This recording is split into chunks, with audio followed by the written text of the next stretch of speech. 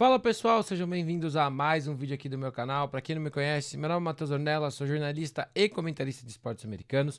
Antes de tudo, se você ainda não está inscrito, eu vou pedir para você se inscrever aqui no meu canal. Estamos chegando perto dos 1900, então se não for inscrito e puder se inscrever, vai me ajudar pra caramba. Se você quiser me seguir nas outras redes sociais, os links estão todos aqui na descrição. E se você quiser ajudar o meu trabalho, eu vou pedir para você conferir o meu Apoia-se, né? Lá a gente tem uma rede onde as pessoas podem me ajudar financeiramente a continuar produzindo conteúdo, tanto para cá quanto para o Instagram, para qualquer rede social. Né? A partir de R$ 1 por mês você já vai estar me ajudando. A gente está com 11 apoiadores, tem mais um que está para aprovar, então eu agradeço todo mundo que já está lá. Mas toda ajuda é bem-vinda, então se você quiser ir lá, vai me ajudar a ter mais frequência, a ter mais algumas coisas e você vai ganhar conteúdos antecipados. Né? Tem conteúdos que estão chegando no Apoia-se uns 2 dias antes de eu publicar ele em qualquer lugar. Bom, vamos fazer o nosso recap da última semana, né? Esse recap demorou mais para sair, até mesmo a gente tendo menos jogos. Confesso para vocês que foi uma semana bem corrida, então demorei um pouco mais para conseguir ver tudo com calma, rever também algumas coisinhas que eu queria rever, mas bora lá. Começando pela Pick Six Cup, né? Tivemos 2 jogos do regional que tá rolando aqui em São Paulo. Para começar, Taubaté Futebol 26, São José Jets 14. Jogo bom, eu acho que foi dentro do que a gente do que eu imaginava, do que deveria ser o jogo. Achei que a vitória poderia ir para qualquer um dos lados, mas a equipe do Taubaté conseguiu vencer esse duelo. O Jets arriscou um pouco mais, teve uma rotação ali de quarterbacks, então é bom, mesmo com a derrota, que você teste todo mundo, bota todo mundo para jogar dos dois lados da bola. A equipe de São José não conseguiu estabelecer um jogo terrestre, isso é um fator desde sempre para esse time. Eu acho que tirando o ano passado, quando tinha o Sheik ali no backfield, que era um cara mais pela força bruta, nunca teve um jogo terrestre muito estabelecido. Então é uma oportunidade de você tentar arriscar e entender o que falta para esse time conseguir correr mais com a bola. A defesa teve seus bons e maus momentos, conseguiu forçar algumas paradas, conseguiu ali causar alguns estragos, mas sofreu um pouco para finalizar em alguns momentos contra o Rafa, né, que é um quarterback móvel que a equipe do Taubaté tem. Foi uma dificuldade para essa equipe do Jets, que agora está 0-2 e tem o último jogo contra o Spartans, né? Eu não vou mentir, eu não sei como funciona a Pick Six Cup nesse aspecto, se os 2 melhores seeds fazem final, se tem semifinal final. Vou tentar, inclusive, trazer essa informação antes da disputa do último jogo, né? Da equipe do Taubaté, primeira vitória da equipe no ano, a equipe que jogou na SPFL, né? E apesar das 2 derrotas na fase de grupo, jogou no Wild Card, onde perdeu, quase conseguiu ali uma vaga de playoff. O ataque mostrou muito equilíbrio, eu gostei muito do que eu vi. Eu acho que é uma das mudanças do que ter essa fusão com o Cruzeiro ajuda, não só dentro, mas fora de campo, né? Uma comissão técnica que traz um pouco mais, e a gente começou a ver esse volume que o Taubaté tinha em alguns jogos ofensivos ser transformado em pontos. Né? O Rafa, eu tô gostando muito das pequenas mudanças que a gente já tá vendo dele na posição de quarterback, sem perder aquela capacidade de machucar com as pernas, sem perder aquele potencial que ele tem também com o braço, mas tomando melhores decisões, não se arriscando demais em situações que não precisa, e um bom jogo para ele. Acho que o quarterback é o que molda o time. Claro, tem times que são bons sem ter necessariamente um quarterback muito forte, mas quando você tem um cara que traz o aspecto corredor-passador e que está aprendendo a tomar decisões melhores, com certeza o seu ataque como um todo tem mais chance de ter sucesso. Né? A defesa com um grande jogo defendendo contra a corrida e foi se ajustando muito contra o passe. No segundo tempo não cedeu pontos para a equipe do Jets, isso foi crucial também para conseguir vencer, principalmente quando o ataque começou a emperrar um pouquinho mais. E o grande destaque para mim desse jogo, eu acho que vale a gente destacar, foi a partida do Márcio Moreira. O kicker que teve ali boas oportunidades e conseguiu converter. É um cara que apareceu pra gente na SPFL com um field goal de mais de 50 jardas. E é muito legal quando a gente vê, independente do nível, independente do time, você ter a confiança no seu kicker. Né? Então o Márcio conseguiu, se eu não me engano, 3... Acho que foram 3 field goals que ele converteu no jogo, incluindo teve um que foi um pouco mais longo. Então, assim, muito legal ver a equipe conseguindo equilibrar tudo isso e vai pro jogo contra o Monsters agora, onde quem vencer vai ser, teoricamente, o Seed 2, né? Já que o Spartans está com 2-0 e, teoricamente, num 2-1 ele teria o critério de desempate que foi ter vencido as 2 equipes. Falando nisso, vamos para Six Spartans 40-0 contra o Tatuapé Monsters. É um jogo rápido até pra gente falar. Foi o segundo jogo do Spartans no dia, a equipe tinha jogado de manhã contra o Assis, jogo que é o próximo que a gente vai falar. A equipe do Spartans fez um jogo bem controlado, um jogo bem comedido. O primeiro tempo acabou 12-0. Existe uma diferença muito grande de quando quem comanda o ataque não é o Mamão. Né? O Nick foi o quarterback desse jogo, a equipe que também contou bastante com o Alan. E a gente viu o Moba jogando um pouco também. Então é uma equipe que tá tentando rodar, né, para conseguir se equilibrar nessas duas competições. A defesa também foi um fator diferencial, conseguiu controlar ali, uma faltinha outra besta de jogadores, né, que pode ser evitada, mas aí é mental de alguns jogadores que podem ter a cabeça um pouco mais fraca. Mas a gente tem que mencionar também a perda, entre aspas, do André. Né? O André é jogador importante para aquela secundária que se machucou durante o jogo. Torço para que ele volte logo, torço para que não tenha sido nada mais sério. Mas é um cara importante para essa defesa como um todo, independente da competição.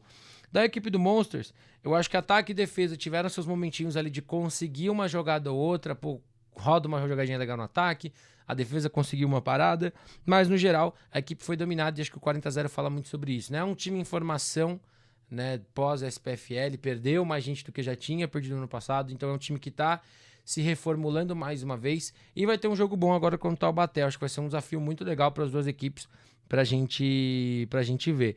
Pro Six Spartans, é o campeão antecipado da Pick Six Cup. Acho que é chato falar isso, não é meu trabalho, não sou vidente, nem nada do tipo, mas para a equipe do Spartans perder essa Pick Six Cup, muita coisa teria que acontecer, ou teria que ser uma daquelas grandes histórias do futebol americano.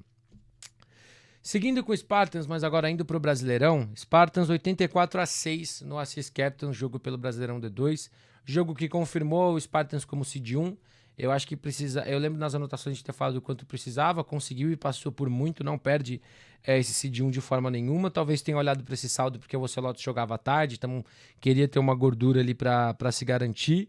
Mas, além do placar, eu acho que vale a gente olhar para outras coisas, né? O placar em si, eu acho que é uma demonstração do que é esse time e demonstra também a situação do Assis dentro de um campeonato nacional, né? Uma equipe que foi 0-4, é uma equipe que tem que aprender muito com a sua primeira temporada jogando no 11 contra 11. Ataque e defesa foram dominados, tiveram um momento ou outro. O touchdown veio ali numa tentativa de onside kick do Spartans que virou um touchdown. Então, mérito para a equipe do Taubaté que conseguiu ali recuperar em cima disso e pontuar, mas no geral é uma equipe que tem muito aprendizado, tem muito a se desenvolver, não só para a Série Prata do ano que vem, mas também olhando para o Brasileirão, se decidir participar. Do Spartans, um jogo bom do Mamão, eu acho que o Mamão estava precisando, entre aspas, né, ter um jogo para fechar essa fase de grupos. Eu acho que foi muito importante o Spartan jogar com ele a grande maioria do tempo, para a gente ver a sincronia com os recebedores, para ele também ter aquele tempo de jogo que ele não estava tendo, muito por uma questão de que não precisava, o Spartans queria realmente segurar um pouco, mas foi um jogo muito bom da parte dele. O jogo terrestre também teve vários bons momentos, mas em alguns momentos a defesa do Taubaté conseguiu evitar grandes jogadas. Defesa, pontuando, acho que foram 2 pick six, dominando durante todo o jogo, não deu espaços para a equipe do Assis fazer praticamente nada durante o jogo sólido. Special Team se arriscou, né, fez ali seus onside kicks, fez ali suas graças para recuperar a bola o mais rápido possível, e é uma coisa normal, enquanto o saldo de pontos for um critério de desempate, né? As equipes vão aí desesperadamente correr atrás de pontos, e a gente vai ver cada vez mais Special Team se arriscando para recuperar a bola mais rápido, né? Não depender da sua defesa forçar turnovers ou tirar o adversário rápido de campo. Assis Captains eliminado, Six Spartans com o Seed 1 vai encarar o Macaé Oilers, né? Agora resta a gente saber onde vão ser os jogos, né? Porque a gente tem times de São Paulo que estão na próxima fase, então vamos ver como é que vai funcionar tudo isso. Indo agora para São Miguel Indians, 32 Iron Tigers 6, né? O jogo que acabou sendo um jogo de cumprir tabela para as duas equipes, né? Não matematicamente isso do jogo, mas depois do resultado, de todos os resultados. Né, o Iron Tigers se despede com uma campanha de 1-3. Gostei do que o ataque tentou fazer. O ataque tentou ter criatividade, tentou fazer algumas coisas diferentes, mas esbarrou ali no aspecto físico. Individualmente não conseguia criar muitas coisas diferentes. A defesa conseguiu roubar a bola, conseguiu ali em alguns momentos também fazer um jogo mais legal, mas majoritariamente sofreu contra um ataque que corria bem, aí passava bem e conseguia se achar de certa forma para conseguir construir esse placar, né? Então, a equipe do Tigers, que foi seu segundo ano no Brasileirão, agora consegue sua primeira vitória e, como eu sempre falo, é desenvolver no primeiro semestre, é jogar amistosos, é jogar estaduais, caso eles aconteçam, para você continuar trabalhando e continuar se formando como equipe como um todo, né? Para o São Miguel Indians, foi um 3-1 amargo, né? Foi um 3-1 amargo para Indians, para Vikings, equipes que conseguiram vencer 3 jogos, mas o saldo acabou sendo um fator. No caso de São Miguel, foi o saldo do empate triplo, né? Porque realmente acabou pesando mais a derrota para o Coroados do que a vitória contra o Bulls. Mas um ataque que foi muito bom no geral, passou bem, correu bem. Gosto muito do que esse ataque de São Miguel faz. É um time que é muito... não é necessariamente criativo, mas é um time que sabe forçar a defesa a tomar decisões. E quando você força isso um pouquinho mais cedo, você consegue achar janelas. A defesa teve um jogo muito bom, teve um jogo muito sólido. O touchdown aconteceu ali numa situação de campo curto, né, que o ataque, não me lembro agora se o ataque tinha sofrido um turnover, se foi uma falta, alguma coisa que tinha acontecido, mas foi uma situação de campo curto, e o time se despede bem, né, se despede eliminado, é muito triste, acho que era um time interessante pra gente ver na pós-temporada, mas acaba sendo eliminado e ficando aí com esse 3-1 um pouco mais amargo, né, uma equipe que tinha feito um jogo bem legal, mas acabou sendo eliminada. Nosso último jogo último não, né? Nosso próximo jogo da D2 é Canoas Bulls 14, Erechim Coroado 0. Né? O Bulls precisava vencer por 10 ou mais para se classificar, né? Como o primeiro do grupo. Garantiu essa vitória, garantiu a classificação em primeiro. Coroados, mesmo com a derrota, passou em segundo. Né? Eu expliquei muito do aspecto do empate triplo no último vídeo, onde... Depois que o Bulls sai ali no aspecto de ser o melhor dos 3 empatados, o confronto direto voltava a valer e assim o Coroados ficaria na frente de São Miguel. E assim, foi um jogo bem amarrado, foi um jogo bem duro, mas não pareceu o jogo que o Bulls perderia, porque a defesa fez uma grande partida. O Coroados teve alguns bons momentos, eu acho que quando o jogo ainda estava 7-0, ou logo depois que o Bulls fez 14, o Coroados teve ali uma jogada muito longa, mas o time esbarrou muito em não ter um jogo terrestre. Gostei que a equipe arriscou, usou bastante ali seu backfield para tentar correr, para tentar achar formas, e apesar de algumas jogadas terem dado certo, no geral não teve muito ritmo, né, correndo e passando. Acho que é um time que tem um potencial interessante, tem uma defesa que manteve o time até o final, defesa que não tinha cedido pontos até agora, e sofreu 2 touchdowns, mas assim, jogo bom da defesa do Coroados, e o ataque vai ter que fazer um pouco mais, né? O ataque agora, se eu não me engano, vai encarar a equipe do Pumpkins, se eu não estou enganado, né? O jogo que a equipe vai ter, então vai ser um jogo bom, vai ser um jogo difícil para essa equipe do Coroados, que vai ter que cuidar bastante aí da bola para conseguir vencer. Falando e uma coisa também da equipe do Coroados, né, para não deixar passar, a defesa, né, como eu disse, com 2 turnovers e mantendo o time no final, mas que sofreu um pouco ali quando o Bulls quis correr com a bola, né, Bulls que tem um estilo de jogo de corrida criativo, que usa muito pull, que usa o quarterback também início, mas que acabou sofrendo um pouquinho mais para forçar essas paradas. E um detalhe também, foram os erros de snap nos punts. A equipe tem que tomar cuidado com isso, né? Acabou não sendo tão penalizada nesse jogo, mas no próximo isso pode acabar acontecendo. Então, tomar cuidado realmente com essas situações. Do Canoas Bulls, né? Ficou com a liderança do Grupo A, né? Vai pegar agora ou o Tigres ou o Paraná Guardian Saints. A gente tem o jogo do Guardian Saints essa semana para definir se o Saints vai passar como segundo ou se quem vai passar é o Tigres. Eu acho que são 30 e poucos pontos que o Paraná Guardian Saints tem para jogar contra o Carlos Barbosa Chimango, se eu não estou enganado. Jogo corrido da equipe apareceu muito bem, conseguiu construir bastante, usou bem todo mundo para correr com a bola, mas foi um time que penou para finalizar campanhas. A defesa do Coroados tem seu mérito, mas de repente o Bulls tentava passar muita bola e não estava lá em muitos momentos, muito conceito longo talvez para essa equipe, que acabou sofrendo 2 interceptações. Então tomar decisões melhores, entender o momento de passar ou não a bola, e é um time que eu esperava que fosse ter um jogo um pouco mais sólido ofensivamente, mas aí também a gente tem que meritar muito essa defesa do Coroados. A defesa, partida dominante, não só por não ceder pontos, mas por controlar muito bem as ações, por forçar paradas em quartas descidas, por realmente não deixar o Coroados fazer o que estava fazendo nos últimos jogos, que era eventualmente conseguir conectar bolas em espaço aberto e produzir. Porém, vale uma atenção para muitas faltas que esse time cometeu, faltas que deram segunda chances para a defesa ou perdas de jardas para o ataque. Tem que ter a cabeça no lugar, tem que manter mais a calma. Agora é playoff, então você vai ter aí de grandes desafios de times que vão jogar muito bem. Então esse time do Bulls tem que tomar esse cuidado, né? Indo agora para Ocelotes 26, Sorocaba Vipers 0. Esse jogo é um jogo que me surpreendeu o placar. A vitória não me surpreendeu.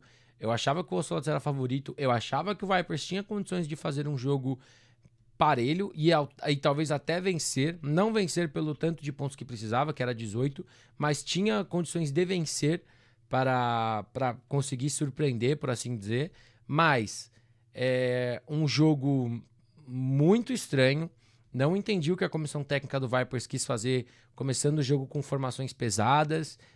Sabe que assim, o Ocelotes é uma equipe física, então não fez sentido na minha cabeça você tentar surpreender favorecendo o que ajuda a defesa adversária. A secundária do Ocelotes teve bons e maus momentos. Nesse Brasileirão teve mais bons momentos, muito por conta dos americanos também, mas ainda acho que seria mais válido você trabalhar os seus passes curtos, usar o Branco, que é um cara que corre muito bem em campo aberto, do que você tentar ali uma formação com três running backs, formações muito pesadas, em que o Ocelotes tem ali uma certa dominância em se ajustar, né?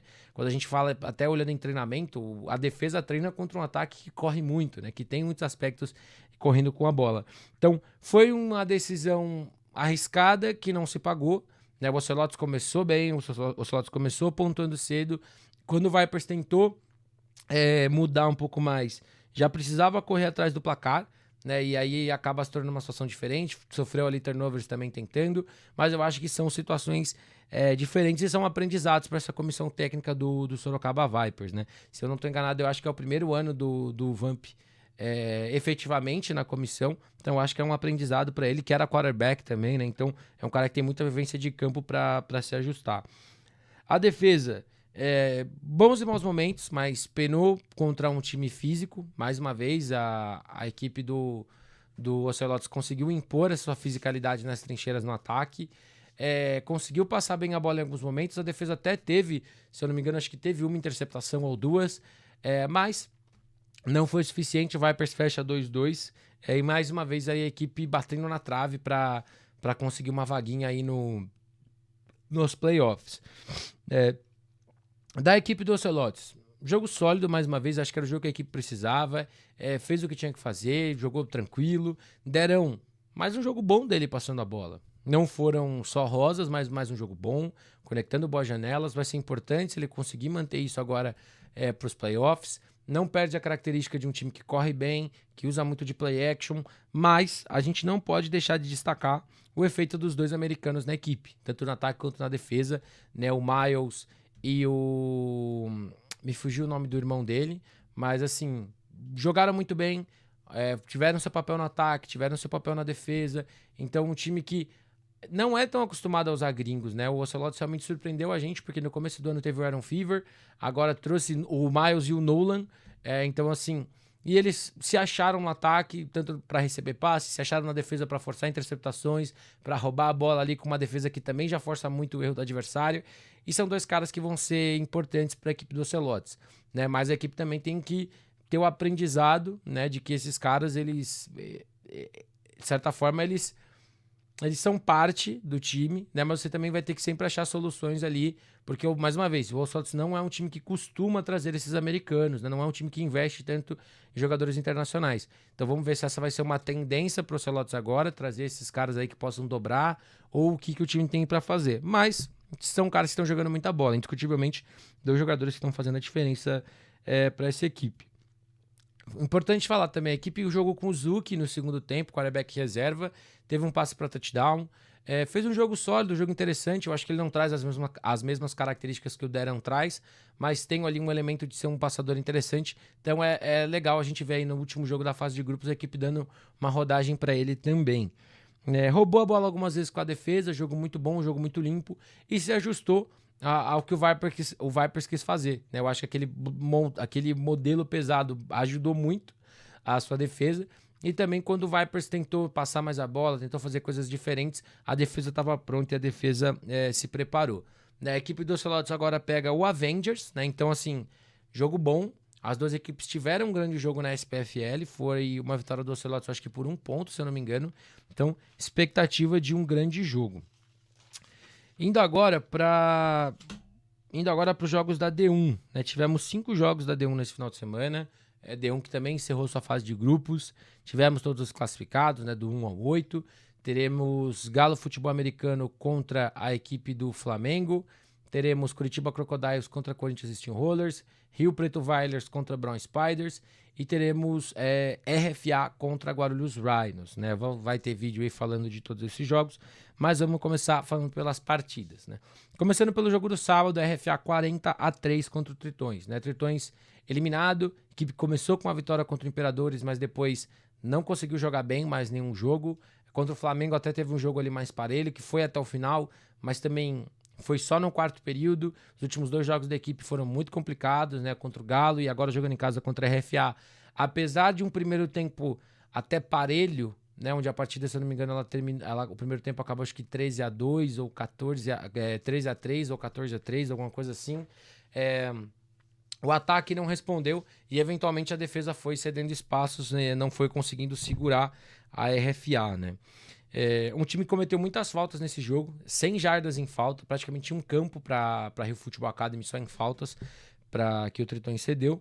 E a equipe acaba se despedindo aí com 4 jogos, né? A equipe sofre por também não conseguir fazer muitos jogos no primeiro semestre, não tem tantos times. Eu não sei se tem algum outro time ali no Espírito Santo nesse momento, mas é uma equipe que acaba sofrendo também um pouco por conta disso, né? Acho que, de repente, precisava rodar um pouco mais antes da temporada começar. Falando da Rio Futebol Academy, jogo muito sólido do ataque e da defesa. Começando pela defesa, cedeu ali na primeira campanha 3 pontos, depois poucas janelas, conseguiu forçar muitas paradas, né? Trouxe até alguns números aqui, né? Cedeu menos de 100 jardas totais no jogo inteiro. Então, destaques pro Alberto, pro Stutz, com 5 tackles cada um, né? O Alberto com um tackle for loss. Camacho e Rafa que era do Spartans e tá se encaixando muito bem na RFA, um sec para cada um. Então é uma defesa muito física. Eu falo que eu senti essa falta dessa fisicalidade de times do Rio de Janeiro. A RFA trouxe isso na defesa e no ataque, que eu vou falar agora, e a equipe conseguiu controlar muito nas trincheiras, né? O ataque, jogo corrido muito bom, OL com grande trabalho, essa OL que é recheada de caras veteranos, a equipe correu para 141 jardas, a RFA que eu entendo que muita gente fala do projeto, né, que o Patrick tem com desenvolvimento e tudo mais, mas é um time recheado de veteranos, tem caras novos ali, né, como o próprio quarterback da equipe, o Pedalada, que é um cara formado lá, mas é uma equipe que basicamente conseguiu ali juntar caras muito fortes do Rio de Janeiro para montar esse time. Falando do Pedalada, é muito interessante ver o que a RFA vai fazer nos playoffs com relação à posição de quarterback. Falo isso porque o Pedalada teve um passe para TD e uma interceptação no primeiro tempo. E assim como a gente viu contra acho que nos últimos 2 jogos, né? Contra o Imperadores, a gente já tinha visto isso. Nos últimos 2? Não, acho que foi só contra o Juiz de Fora Imperadores que a gente viu o Patrick assumindo a posição de quarterback, né? E o Patrick tem feito um bom trabalho, né? Tá jogando bem. Foram 4 TDs para ele. O time passou para 199 jardas, somando os 2 quarterbacks, então 4 TDs pro Patrick, 1 TD pro Pedalada. Pedalada que mais uma vez foi interceptado numa situação onde a pressão chegou, então tomar decisões melhores ali nesse momento foi o que causou muito da derrota contra o Galo. Foi uma interceptação que não machucou nesse jogo, mas ela pode machucar agora nos playoffs, vai encarar uma defesa que gera muita pressão e rouba muita bola, que é a defesa do Guarulhos Rhinos. E é muito interessante a questão do Patrick, porque o Patrick ele traz um aspecto de você poder jogar mais em RPO, né? Ele traz mais velocidade, né? Então ele pode improvisar, ele pode correr e ele tem muita velocidade para soltar a bola, né? A gente viu que tem uma praticidade ali também para isso, então vai ser interessante ver qual que vai ser a ideia dessa equipe, se era uma questão mesmo de, não, Pedalada, né, não tá 100% ainda, então a gente precisava preservar ele um pouco mais, ou se é algo que a equipe vê como um plano, né, identificar algumas coisas no primeiro tempo e no segundo colocar o Patrick, se o Patrick já vem para QB no próximo jogo, porque apesar dele ser receiver de origem, ele está fazendo um bom papel. E os receivers também estão jogando muito bem, né? Destaque pro Yuri Mundim com 2 touchdowns. Um nome interessante dessa RFA é o Gustavo Gomes, né, que é do Airwolves, mas tem muita conexão com a RFA, apareceu, teve um touchdown. O outro irmão Mundim também teve um TD. Então, assim, é um time que tá jogando muito bem, o ataque tá correndo bem com a bola. E é um time muito equilibrado, né? Eu acho até que é favorito contra o Orleans Rhinos, mas a decisão de quarterback eu acho que ela vai impactar muito para esse ataque. Indo agora para Rio Preto Valor 54-0 contra o Gama LR. Um jogo até um pouco mais rápido pra gente falar. O Gama fecha 0-4. Uma equipe que sofreu ali talvez os aspectos de você fazer fusão de time, todo mundo tá na mesma página. Teve a mudança da comissão técnica muito em cima do campeonato começar também, então acho que isso afeta muito. Foi um time que no ataque e na defesa nos special teams foi dominado, né? Acho que a equipe deve ter tido 1 ou 2 first downs o jogo inteiro. E é realmente complicado quando você joga contra um time como o Rio Preto Valors. Da parte de Rio Preto, foi atrás do saldo, né? A gente viu que a equipe tinha uma certa pressa para tentar pontuar, mas era muito difícil brigar pelo Seed 1 ou Seed 2. Né? Inclusive, eu acho que Croco e Valors podem até falar, né? Que encararam o Dragons, que foi uma pedra no sapato para os dois times que queriam buscar o Seed 1.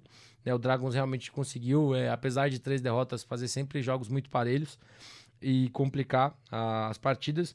Mas, falando do Rio Preto Valors, primeiro, destacar a boa partida do o Choque, né, o running back da equipe. Teve um touchdown, passou das 100 jardas, participou muito das conversões de 2 pontos. E foi um aspecto que eu bati muito durante a fase de grupos. Não é sobre você ter a necessidade de correr com a bola. É sobre você mostrar que você pode correr com a bola e criar na cabeça da defesa sempre uma dúvida. Foi um time que passou muito bem a bola nos primeiros 3 jogos, mas correndo não estava tendo tantas janelas. Então fez isso muito bem. Gostei que a gente vê que é um time de RPO. Né? Até teve, acho que foi um touchdown, foi uma conversão de 2 pontos que o próprio Riley puxou a bola e levou para a endzone. Então, assim, é um time muito perigoso, é um time muito rápido e mostrou que dá para correr. Né? A OL fez um bom trabalho também para que o Well pudesse fazer esse jogo. Falando do jogo aéreo, né? Riley, 14 de 23, 286 jardas, 6 touchdowns e uma interceptação. Você achou, né? A equipe se achou realmente com ele depois da saída do Caravita, fazendo bons jogos, sendo um cara muito seguro. Né, e tá distribuindo muito bem a bola, né? Quando a gente olha, Thales teve 2 touchdowns, mas vários caras tiveram um touchdown, Murilov teve um touchdown, eu acho que o Igor teve um touchdown, e assim, tá distribuindo bem a bola, não tá escolhendo assim um favorito, por assim dizer, é um cara que tá conseguindo achar janelas com todo mundo. Né? Da defesa, jogo muito sólido também, como eu disse, acho que foram um ou 2 first downs só o jogo inteiro. Boa partida do time como um todo. Ricky discretamente ali apareceu na partida, né? Um cara que briga muito sério pelo MVP, na minha opinião. Passou das 1.000 jardas totais na primeira fase. Isso é um número fora de série para se fazer em 4 jogos. 1.000 jardas totais, somando ataque e defesa, tá, gente? Para vocês não estranharem. E é um time muito bom. Eu acho que o Seed 3 acabou meio que ficando com o Valors por conta de saldo. Né, mas é um time muito bom, é um time muito perigoso. Vai encarar o Brian Spiders, mesmo adversário que encarou ano passado, se eu não me engano, na primeira fase dos playoffs. E é um dos favoritos, né? Como eu disse, segue sendo um dos favoritos. Vai ter um cruzamento interessante agora nos playoffs para essa equipe de Rio Preto, caso vença o Brown Spiders. E é um time muito bom. É um time muito bom. É engraçado como esse time do nada parece que consegue descambelar de fazer ponto. E é um time muito legal da gente assistir. Indo para os últimos 3 jogos, né? Vamos começar com o Flamengo Imperadores 39-0 no Juiz de Fora Imperadores, né? O duelo dos Imperadores. A equipe de Juiz de Fora, eu vou terminar falando o ano deles sendo repetitivo. Foram 3 jogos dos 4 que foram muito iguais, né? Sofrendo fisicamente, não conseguindo se estabelecer, tentando muita coisa diferente e não tendo sucesso. Tem que reconhecer que a equipe ao menos tentou. Não foi um time preso a um plano A e vamos no que der, não. Tentou, trouxe um pouquinho de coisa diferente todo o jogo, mas o ataque não conseguiu marchar, a defesa foi dominada fisicamente em todos os jogos. E é uma equipe que sentiu muito impacto da D1. Vamos ver como é que vai ser ano que vem. A gente não tá sabendo nada de quem sobe ou desce, nada do tipo. Mas vamos ver como é que vai ser a situação da equipe pra D1 do ano que vem. E é um time que tem que trabalhar, né? Eu acho que tem que olhar para tudo que acontece, tudo que aconteceu, principalmente nesses jogos. No primeiro semestre jogou bem no Mineiro, até a hora que chegou os maiores adversários. Então é entender aonde está o gap, se é um gap só físico, se é um gap de plano de jogo, ou o que pode ser. Pro Flamengo Imperadores, vitória e vaga nos playoffs, né? A equipe vai ter a dura missão de encarar aí o Galo, né? Time que já encarou na fase de grupos. O André foi o quarterback majoritariamente, né? O André que estava machucado e quando a gente estava vendo a rotação. Então foi o André que foi majoritariamente. O Ival entrou em alguns momentos, teve até uma corrida para touchdown numa jogada desenhada para ele correr, mas foi ele quem acabou sendo o comandante do jogo, né? Um jogo bom, um passe para touchdown. A equipe do Flamengo conseguiu fazer o que eu imagino que esse ataque quer fazer, né? Quer correr bem com a R40 e o outro running back que eu sempre esqueço de anotar o nome, mas assim, correr bem com esses caras, um time comprometido a bloquear para esse jogo terrestre e volta e meia consegue acionar seus tight ends, consegue usar bem ali seus jogadores mais pesados, né? Frajola aparecendo bem, acho que o Cebola também, o Terra, assim, é um time que vai se achando no jogo aéreo, mas eu acho que é um time que, como eu disse, né, não tem porquê tentar arriscar um jogo mais longo se você tem caras ali que funcionam bem nesse miolo de 10 a 15 jardas do campo. A defesa, um jogo muito bom, um jogo muito dominante, gerando muita pressão, forçando muitos erros da equipe adversária, não dando muitas janelas para o Imperadores fazer muita coisa, e termina a fase de grupos bem, né? Termina ali com o sentimento de que dá para tentar brigar, né? Venceu o Tritões num jogo apertado, aí perdeu para a RFA num jogo apertado e ganha agora com uma certa tranquilidade, conseguindo rodar muito do que queria, e vai ter essa dura missão agora contra o Galo na semana que vem, se não me engano, próximo domingo. Indo agora para Guarulhos Rhinos 14, Moura Lacerda Dragon 7, né? Foi o último jogo, o jogo que fechou a fase de grupos, né? Muita gente esperando, porque quem ganhava estaria com a segunda vaga do grupo C. Cara, vitória da defesa do Rhinos mais uma vez.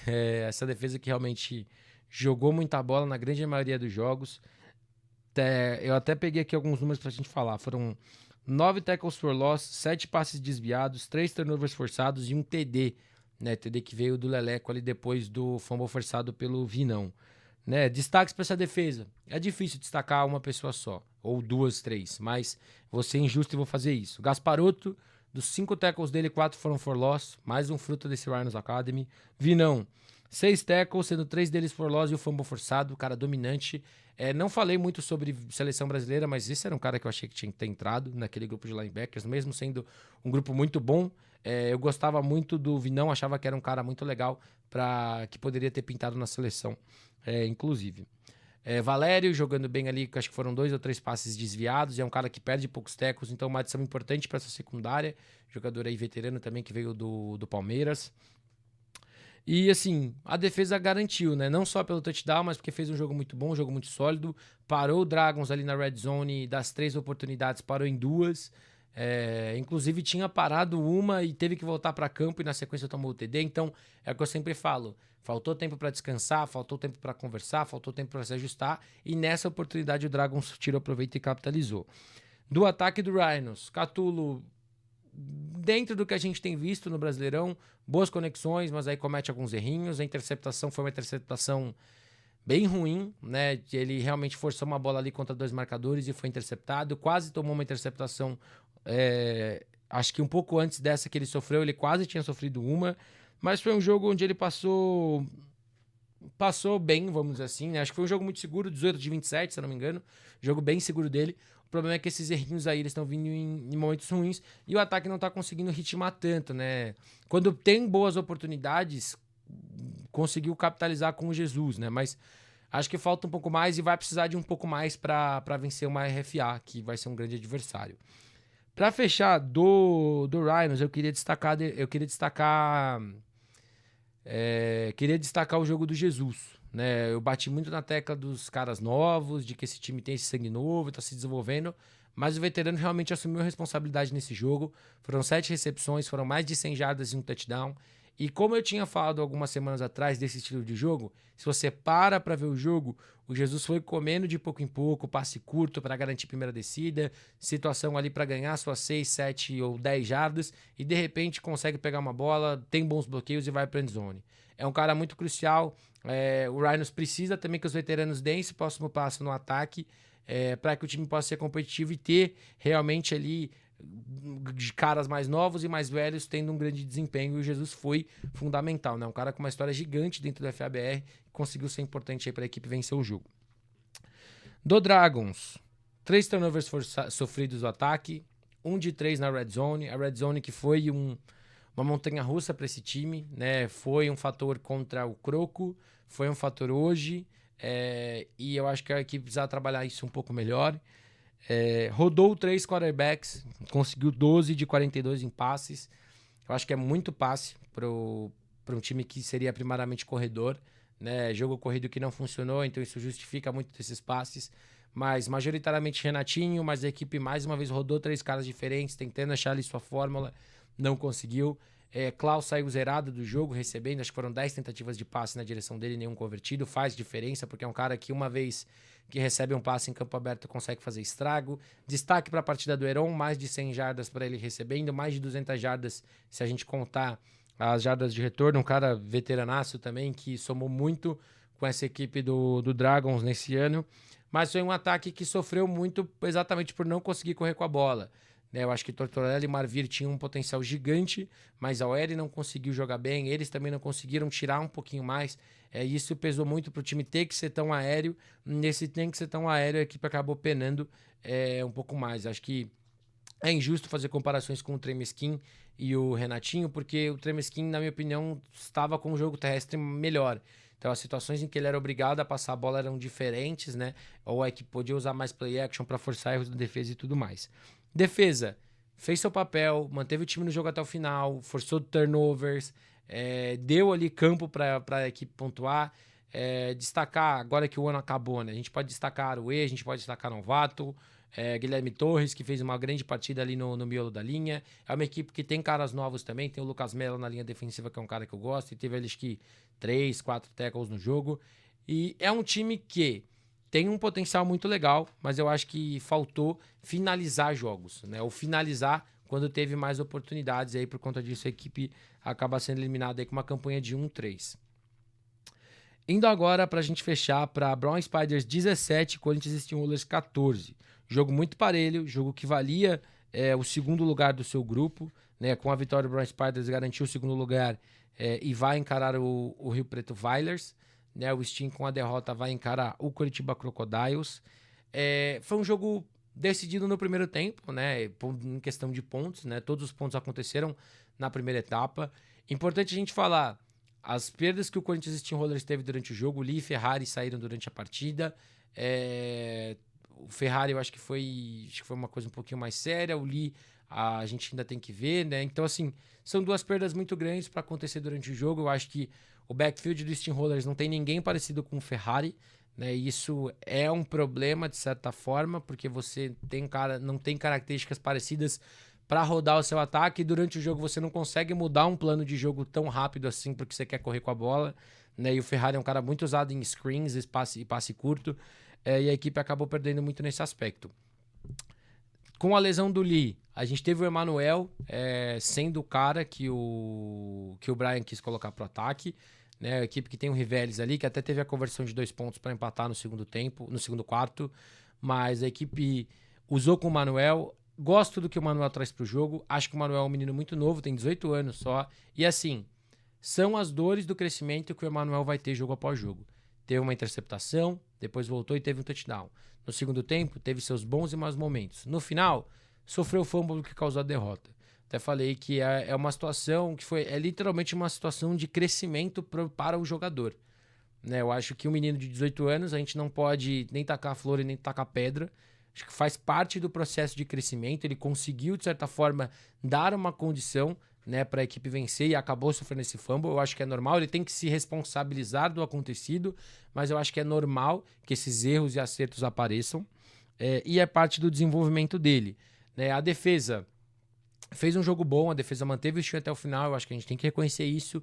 Tiveram algumas faltas em momentos ruins, que deram segundas chances para o Brown Spiders, que deram oportunidades para a equipe manter seu ataque em campo, e teve o erro ali da secundária que culminou no primeiro TD da equipe do Brown Spiders, do segundo TD, né, que foi o TD do Bambrila.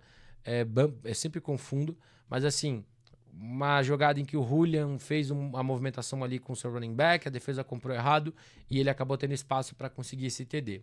Falando da equipe do Brown Spiders, foi uma equipe que está nos playoffs porque defesa e special team jogaram muito bem, isso é claro. mas a gente tem que dar méritos para esse ataque, conseguiu ter o seu melhor jogo ali em questão de desenvolvimento, em questão de janelas, teve o seu touchdown com o Bambrila, fez os 17 pontos no segundo quarto, então tem que valorizar. Tem toda a questão ali do TD que veio via field goal, né, que a arbitragem tinha que ter parado, a defesa do Corinthians parou e tudo mais. O field goal da vitória foi um field goal de 46 jardas do Abner, o primeiro field goal dele pelo Brown Spiders. Ele que é punter e kicker, e teve aí a primeira tentativa dele de field goal, que foi o que deu a vitória, foi o que deu a classificação. Então, é uma história muito legal para ele, né? Culminou, acabou sendo game winner mesmo no segundo tempo. A defesa fez um jogo bom, conseguiu roubar a bola algumas vezes, teve o turnover no final. Teve ali um errinho ou outro, né, no segundo TD do Corinthians e foi se ajustando, né? Encarou um time que é muito rápido, que tem muito potencial ali para estragar depois que tá com a bola na mão, mas conseguiu conter bem e conseguiu ter o turnover que deu a vitória para a equipe, né? Agora a equipe vai pegar o Viders, o Steam vai pegar a equipe do Croco. Bom, gente, o vídeo é esse, eu vou ficando por aqui. Mais uma vez, se você ainda não está inscrito, eu vou pedir para você se inscrever aqui no canal, vou pedir para você deixar o seu like, deixar seu comentário, compartilhar esse conteúdo para que ele chegue até mais pessoas, porque isso me ajuda pra caramba. Tô aí lutando para bater 1.900, faltam menos de 30 pessoas, então se você ainda não está inscrito, clica no se inscrever, é totalmente de graça e você recebe notificação toda vez que um vídeo novo tá no ar. Se você quiser me seguir nas outras redes sociais, links estão todos aqui na descrição. E se você quiser me ajudar financeiramente, você pode conhecer o meu projeto do Apoia-se, onde você vai me ajudar a continuar criando conteúdo, a trazer mais coisas diferentes também, tanto em vídeo, quanto em texto, quanto em arte e tudo mais. E você também recebe conteúdos antecipados, né? Lembrando que tem conteúdo que já está disponível lá, que ainda não está disponível para todo mundo. Então, se você quiser garantir esses conteúdos antecipados toda semana, é só você se inscrever lá no Apoia-se a partir de R$1 por mês. Bom, é isso. Tamo junto e até a próxima.